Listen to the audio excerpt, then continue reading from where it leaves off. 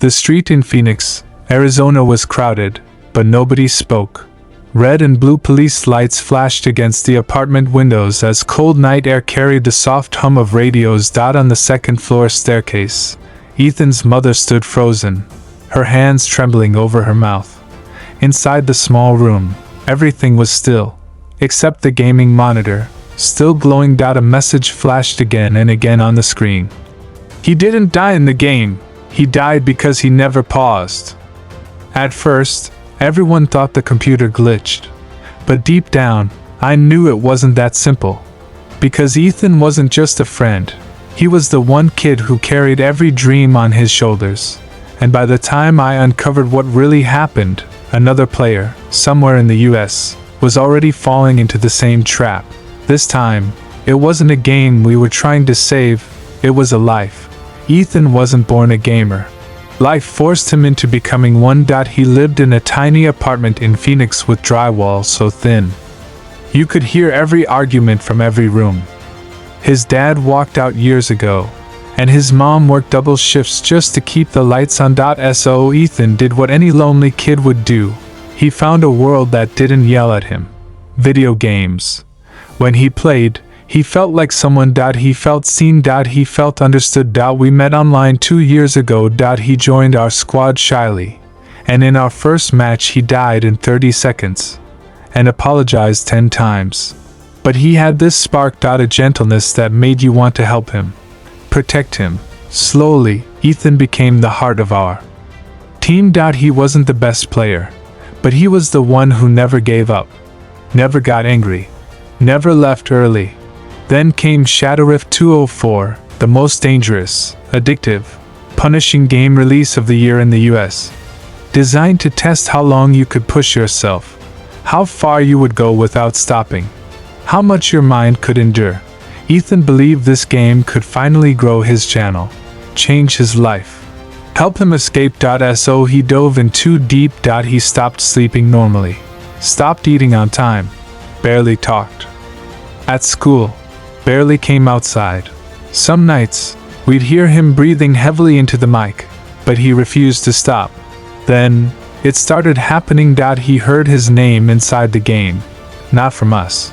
From the game. Ethan, don't stop. You're close.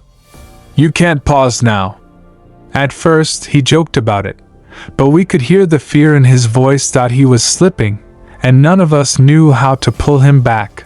One night, we were on the final stage, a level only high-rank US streamers had ever beaten. Ethan had been awake almost 48 hours. His hands shook. His voice cracked. His breathing became shallow. Guys, if I lose this, everything resets. My progress, my chance, my life can change if I win this. We begged him to stop. He didn't hear us. Or maybe he couldn't. The screen flashed. The boss attacked. Ethan moved too slow. Defeat. The red letters filled his screen, and he whispered his last words to us. All of it, gone. Then he went silent. We thought he logged off. But his mother's scream told us otherwise. Later that night, a message appeared on his PC. He didn't die in the game, he died because he never paused. I didn't sleep that night, because I knew this wasn't just about Ethan. It was about every American kid drowning silently behind a glowing screen. A week later, I couldn't take it anymore. Police didn't understand. Doctors blamed exhaustion. The internet moved on. But I couldn't. Ethan mattered. His mother handed me his laptop with shaking hands. Inside was a video file. His last recorded stream. Never uploaded. I pressed play. The first hour was normal. But then his eyes changed. Hollow. Lost. Like he wasn't just tired. He was disappearing. He whispered to himself. I can't stop. If I stop, everything resets. I have to finish this. Then I heard it. The voice. Not human. Not friendly. Ethan, keep going. You're almost there. You don't need rest. You don't need pause. It wasn't a ghost. It wasn't supernatural. It was pressure, stress, fear, trauma. disguised as a game. Toward the end of the recording, Ethan leaned toward the camera.